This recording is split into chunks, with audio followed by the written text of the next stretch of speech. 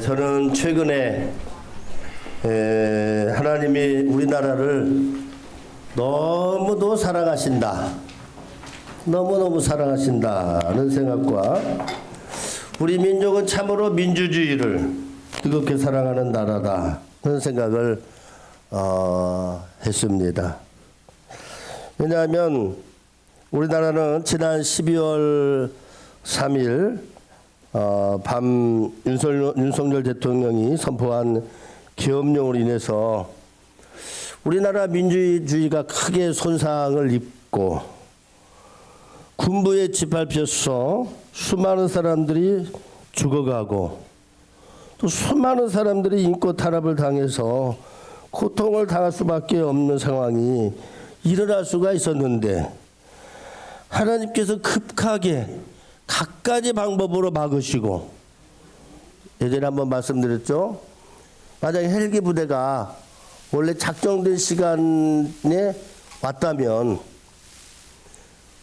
국회의원들도 못 들어오고 다 막힌 거예요. 그런데 하나님이 이 공군 쪽에 공군 비행기가 이동하지 못하도록 하여튼 간에 이래저래 막으셔가지고 40분 늦게 지나갈 수 있도록 돼가지고 홍수부대가 늦게 들어와서 결국에는 국회의원들이 미리 다 들어오게 되고 이래저래 하는 방법들.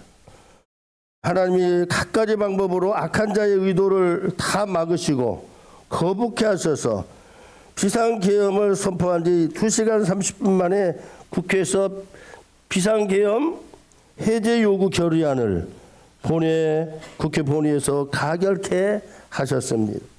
그래서 윤석열 대통령은 할 수 없이 즉각 해제를 해야지만 그것도 또 시간 지나 6-6시간 만에 계엄을 해제를 했습니다.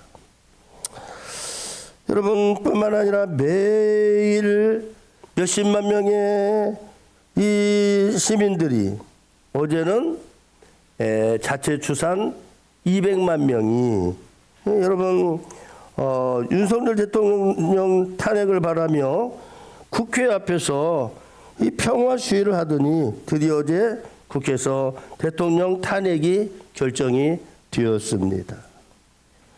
전 세계는 지금 한국인의 시위에 대해서 놀란다고 합니다. 미국 방송국, 프랑스 방송국, 영국 방송국에서는 기자를 보내서 한국인의 시위에 대한 그 광경을 매일 보도를 하고 있습니다. 왜냐하면 자기들의 시위 방법은 시위대들이 폭동을 일으키고 버스나 뭐 차나 뭐 어떤 기물에 불을 내고 경찰들은 추리탄을 쏘고 곤봉으로 시위자들을 내리치고 심할 때는 총을 여러분 난사하기도 하고 그렇게까지 하는데 한국 이 시위는 크리스마스 캐롤을 부르고 물론 개사를 한 거지만 유명 K-팝 가수들이 나와서 노래를 부르면서 밤새 응원봉을 흔드는 모습이 마치 시대를 보는 것이 아니고 대형 콘서트장으로 공연 보러 온 것처럼 그렇게 느껴진다는 거예요. 한국인들의 질서 정연하면서도 발전된 민주주의 시위 모습에 대해서 크게 놀라 보도를 하고 있다고 합니다. 여러분 계속해서 우리는 우리나라가 민주주의를 잘 회복되어 갈 수 있도록 그리고 새로운 대통령이 뽑힐 때까지 우리는 기도하고 멈추지 말고 우리는 관심을 가지고 기도해야 될 줄로 믿습니다.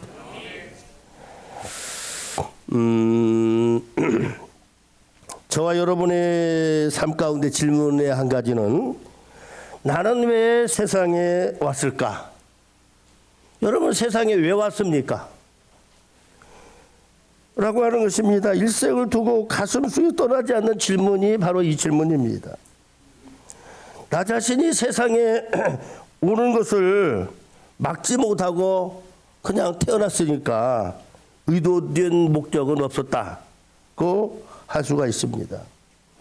그렇지만 여러분 막상 짧지 않은 삶을 살아보니까 내가 참으로 중요한 존재다. 특별한 사실을 깨닫게 되었습니다. 그런데 3대 독자라서 사랑받는 고명딸이라서 나 없으면 이 집안이 안 된다고 인정해 주는 폭덩이라서가 아닙니다. 언제부턴가 우리는 집안과 직장에 꼭 필요한 사람이 되었고 교회에서는 없어서는 안 될 중요한 일꾼으로 세움을 받았습니다. 그것이 바로 우리가 이 세상에 온 의미와 보람이 이렇게 이루어지는 것입니다. 우리가 알기 전 하나님께서, 전능하신 하나님께서 미리 정하시고 택하셔서 여러분 이 세상에 보내진 결과물입니다. 에베소서에 보면 그렇게 말씀하고 있습니다. 이렇게 하나님의 자녀로서 살게 하신 것은 결코 우연이 아니라 여러분 하나님께서 우리에게 특별한 계획이 있어서 목적이 있어서 이 땅에 오게 하신 것을 믿으시기를 바랍니다. 하물며 예수님께서 이 땅에 오신 메시아가 오시는데 아기 예수님이 오셨을 때에 이 세상에 오신 일이 그냥 일어난 일이 아니라는 거예요. 우리 인간으로서는 측량할 수 없는 오묘한 섭리와 오묘한 의미가 있는 것이 분명합니다. 이제 우리는 주님이 다시 오실 대림절 세 번째 주일을 맞이했습니다. 저는 오늘 마태복음을 이제 오늘 본문을 이제 따라가면서 아기 예수님께서 세상에 오신 의미, 세상에 오신 목적을 분명하게 말씀하신 목적을 함께 나누면서 은혜 나누기를 원합니다. 첫 번째는 주님은요 의로운 사람에게 성령이 임하셨음을 알게 합니다. 자, 우리 18절 19절 말씀 읽겠습니다. 시작. 18절 말씀. 시작. 예수 그리스도의 나심은 이러하니라. 그의 어머니 마리아가 요셉과 약혼하고 동거하기 전에 성령으로 잉태된 것이 나타났더니 그의 남편 요셉은 뭐한 사람? 의로운 사람이라 그는 들을 내지 아니하고 가만히 끊고자 하냐. 여러분 초림 예수님 아기예수님이 이 땅에 오시는 방식은 여러분 인간의 생각을 초월했다는 거예요. 물론 여러분 재림의 예수님도 임하실 방법 우리가 잘 알지 못합니다. 처음 세상에 오실 때도 하나님께서는 사람들이 도무지 이해할 수 없는 기적적인 잉태의 방식으로 오셨습니다. 성령을 통해서 여러분 새로운 창조 역사를 이루셨던 것입니다. 성령은 삼위일체 하나님이시고 창조의 영이십니다. 천지를 창조할 때 하나님의 신으로 수면에 운행하신 성령은 예수님의 탄생도 그리스도의 탄생도 주관하시며 새 창조를 이루셨습니다. 원죄에 오염과 차단된 그 여러분 죄 없는 그런 원죄에서 다 차단된 죄 없는 몸으로 갖게 하기 위해서 여러분 인간의 죄 많은 그 흐름과 구별을 완전히 하셨습니다. 요한복음 3장 6절 말씀에 보면 육으로 난 것은 뭐요? 육이요 영으로 난 것은 영이니. 다른 말씀이 의미하는 것처럼 성령으로 난 인간은 여러분 세상에 다시 없습니다. 육으로 난 우리와 달리 예수님의 오심은 창조의 영, 성령에 의해서 탄생이 되신 것입니다. 할렐루야. 육신의 부모가 되는 사람들은 성령으로 잉태되었다는 말을 도무지 말을 해도 이해가 안 됩니다. 마리아와 약혼한 요셉은 하나님께서 기뻐하시는 의로운 사람이라고 그랬습니다. 아직 동거하지도 않은 약혼녀 마리아가 잉태했다는 소식을 들으니까 깜짝 놀랐을 거예요. 그의 심정은 고뇌로 인해서 참담했을 것입니다. 그래서 드러내지 않고 가만히 끊으려고 했습니다. 상대의 허물을 덮어주면서 신중하게 일을 처리하는 배려를 보입니다. 보통 사람이었다면 난리가 아니었을 거예요. 어떤 놈이야? 그놈을 가만히 안 된다고 난리가 났을 건데 여러분 이 요셉은 드러내지 않고 가만히 끊으려 했다라고 했습니다. 마리아 역시도 인간적으로 여러분 얼마나 힘들었겠어요. 견디기 어려운 시간을 보냈을 것입니다. 나사렛으로 찾아온 가브리엘 천사가 마리아에게 놀라운 소식을 전합니다. 누가복음 1장 30절에 33절의 말씀입니다. 시작. 천사가 이르되 마리아여 무서워하지 말라. 네가 하나님의 은혜를 입었느니라. 보라 네가 잉태아들 아들나으니 그 이름을 예수라 하라. 그가 큰 자가 되고 지극히 높으신 이의 아들이라 일컬어질 것이요 주 하나님께서 그 조상 다윗의 왕위를 그의 아들에게 주시리니 영원히 야곱의 집을 왕으로 다스릴 것이며 그 나라가 무궁하리라. 이런 말씀을 주시는 거예요. 아니 지금 잠자리도 안 했는데 이런 말을 하니 얼마나 놀랬겠어요. 뭐라고 말합니까? 그 다음 절 34절 말씀에 시작. 마리아가 천사에게 말하되 나는 남자를 알지 못하니 어찌 이런 일이 있으리까. 황당하죠. 여러분 예전에 말씀드린 것처럼 지금 몸을 자기 남편과 몸을 썩지 않냐고 다른 남자와 여러분 이런 관계가 되면 돌로 쳐 죽이라는 말씀이 있잖아요. 몰매를 맞고 돌로 쳐 죽을 상황이 되는 겁니다.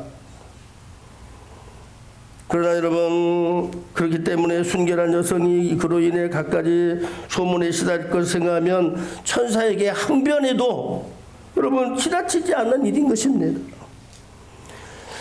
받아들이지 않으니까 천사가 또 뭐라고 그래요? 마리아가 이렇게 말합니다. 세 번역으로 여러분 누가복음 1장 35절 37절 말씀을 읽겠습니다. 벌써 나왔네요. 시작. 성령이 그대에게 임하시고 더없이 높으신 아니고 높으신 분의 능력이 그대를 감싸줄 것이다. 그러므로 태어날 아기는 거룩한 분이요 하나님의 아들이라고 불릴 것이다. 내 친척 엘리사벳을 보아라. 늙어서 임신하였다. 임신하지 못하는 여자라 불리던 그가 임신한 지가 벌써 6달이 되었다. 하나님께는 불가능이 없단다. 우리 하나님에게는 불가능이 없음을 여러분 믿으시기를 바랍니다. 우리 하나님에게는 불가능이 없음을 믿으시기를 바랍니다. 이 마리아가 처녀 마리아가 이때 믿은 거예요. 믿음으로 받아들였어요. 의로운 가정에 경건한 가정에 그들이 여러분 믿음으로 받아들임으로 이 위대한 사건은 일어나게 되는 것입니다. 두 번째 여러분 예수님은요 죄에서 구원할 자로 세상에 보내셨음을 여러분 깨닫게 하십니다. 20절 21절 말씀 여기 읽도록 하겠습니다. 시작. 이 일을 생각할 때에 주의 사자가 현몽하여 다윗의 자손 요셉아 내 아내 마리아 데려오기를 무서워하지 말라. 그에게 잉태인 자는 뭐로 되어 성령으로 된 것이니라. 21절 아들을 낳으리니 이름을 예수라라.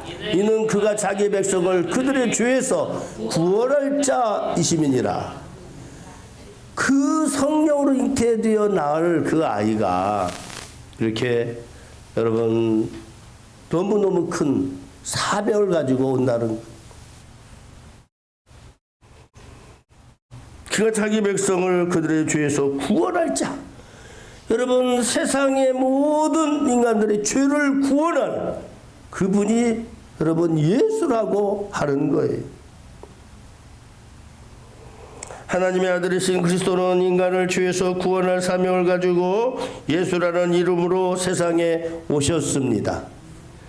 죄로 물든 이 세상의 사람들을 구원하는 일은 쉽지 않습니다. 죄를 씻는 대가로 생명을 내어 놓아야 했기 때문입니다. 구약시대에는 내 죄를 속하기 위해서 나 대신 죄 없는 어린 양이 피를 흘려야 됐고 또 큰 죄를 짓고 도피성을 찾은 죄인은 제사장이 죽어야만 비로소 자기의 죄가 씻어져 죽음을 면하게 되었습니다. 민수기 35장 32절에 나와 있는 말씀. 그 밖에는 무엇으로도 죄를 씻을 방법이 없는 거예요. 이러한 율법을 완성하기 위해서 선지자를 통해 예언하신 메시아가 여러분 바로 2000년 전에 아기 예수님으로 오시게 된 것입니다. 메시아가 탄생하신 거예요. 드디어 죄 없으신 하나님의 아들 예수님께서 세상에 오셨습니다. 다시 한번 마태복음 1장 21절입니다. 시작. 아들 낳으리니 이름을 예수라 하라. 이는 그가 자기 백성을 그들의 죄에서 구원할 자이심이라 하니라. 아멘. 그분은 자기 백성을 저희 죄에서 구원할 사명을 가지고 이 땅에 오셨습니다. 죄인들을 위해 어린 양처럼 피를 흘리시고 십자가에 달려 죽임을 당하셨습니다. 어떤 제사장도 이루지 못한 태속의 죽음을 하나님의 아들이 이루셨습니다. 이를 위해 특별한 방식으로 세상에 오신 예수 그리스도, 그는 사명을 짊어진 탄생이 된 것입니다. 세 번째는 주님은 임마누엘 예언을 이루셨음을 보여주셨습니다. 22절 말씀. 이 모든 일이 된 것은 주께서 뭐로? 선지자가 여러분 수도 없이 예언한 말씀이에요.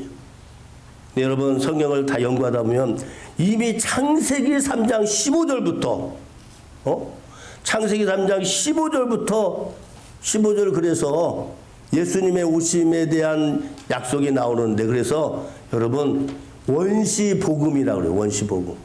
우리는 이제 복음은 예수님이 오신 것에 대해서 예언하지만 여러분 창세기 3장 15절 15절 말씀이 바로 원시복음이다. 최초의 복음이다. 그렇게 말을 합니다.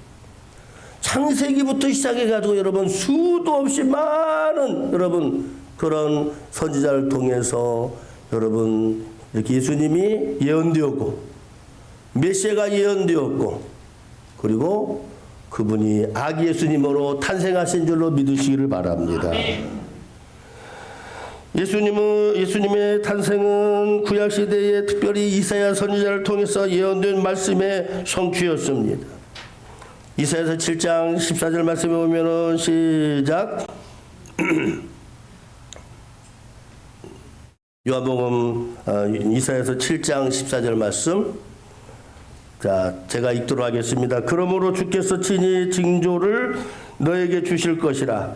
보라, 처녀가 잉태하여 아들을 낳을 것이요 그 이름을 임마누엘이라 하리라. 아멘. 여러분 이사야서는 예수님이 탄생하기 전에 여러분 700년 전의 사람입니다. 예수님이 오실 것을 너무너무 많이 예언을 했어요. 예수님이 고난받는 메시아로 오실 것을 예언했습니다. 예수님은 여러분 이렇게 처녀로 잉태되어 탄생할 것을 예언했습니다. 임마누엘 하나님으로 하나님이 우리와 함께 하시다. 하나님이 이 땅으로 직접 오셔서 우리와 함께 하시는 삶을 보여주셨다는 거예요.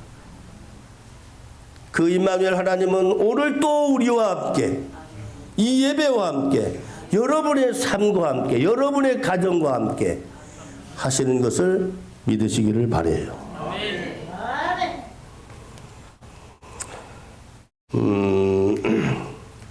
구약의 예언은요 한치의 어긋남도 없이 성취되었습니다. 신약에서 예수님이 하신 말씀하신 것은 여러분 종말의 재림을 제외하고 다 이루셨습니다. 마지막에 다시 오심 재림의 예수님도 역시 말씀대로 오실 줄로 믿습니다. 이 세상의 역사는 하나님의 섭리 안에 있습니다. 예수님의 오심은 그 섭리에 따른 예언의 성취라고 하는 거예요. 말씀을 마치도록 하겠습니다. 여러분 아기 예수님의 탄생은 성령의 창조 원리에 의해서 경건한 사람, 특별히 요셉과 마리아에게 여러분 이 가정을 통해서 이루어 주셨습니다. 아기 예수님은 인류를 구원할 사명을 가지고 이 땅에 오셨습니다. 그리고 아기 예수님은 성령의 말씀대로 임마누엘의 이어를 이루시며 우리 곁으로, 여러분 곁으로, 여러분의 가정에, 우리의 삶의 터전에 우리에게 임마누엘, 하나님이 우리 곁에 오신 줄로 믿습니다. 그러나 여러분, 주님을 맞이하는 사람들의 태도는요, 찬미와 영광 대신에 의심하고 박해하고 예수님을 십자가에 못 박기까지 했습니다. 결국 예수님은 죽으셨지만 하나님께서 3일 만에 다시 살리셨고 부활하셨고, 하늘에 오신 예수님께서는 성경의 말씀대로 다시 이 세상에 오실 것입니다. 그 재림이잖아요, 재림. 예수님이 뭐라고 말씀하십니까? 계시록 22장 12절 말씀에 이렇게 말씀합니다. 내가 어떻게 속히 오리니 내가 줄 상이 내게 있어 각 사람에게 그가 행한 대로 갚아주리라고 말씀하십니다. 이 말씀대로 그리스도는 다시금 곧 오셔서 우리에게 상을 주시고 하나님 나라로 인도하실 줄로 믿습니다. 재림을 기다리는 우리에게 또다시 임마누엘의 징조를 친히 보여주신 주님의 말씀을 기억합시다. 계시록 22장 20절 말씀 우리 한 목소리 읽고 기도하겠습니다. 22장 20절 시작. 이것들을 증언하시니가 이르시되 내가 진실로 속히 오리라 하시거늘 아멘. 주 예수여 오시옵소서. 우리 제가 강단에 올라올 때 밑에 들어보니까 마라나타 찬양을 하잖아요. 마라나타 주 예수여 오시옵소서. 주 예수여 우리 교회에, 여러분의 가정에, 우리 믿는 자의 삶에, 그리고 이 땅의 평화를 위하여 우리 주님이 오셨음을 믿으시기를 바라고, 다시 오실 줄로, 그때는 심판의 주로 영광의 주로 오심을 기대하고 기다리며 기도하는 우리 모두가 될 수 있기를 주의 이름으로 축복합니다. 사랑과 은혜가 풍성하신 하나님 감사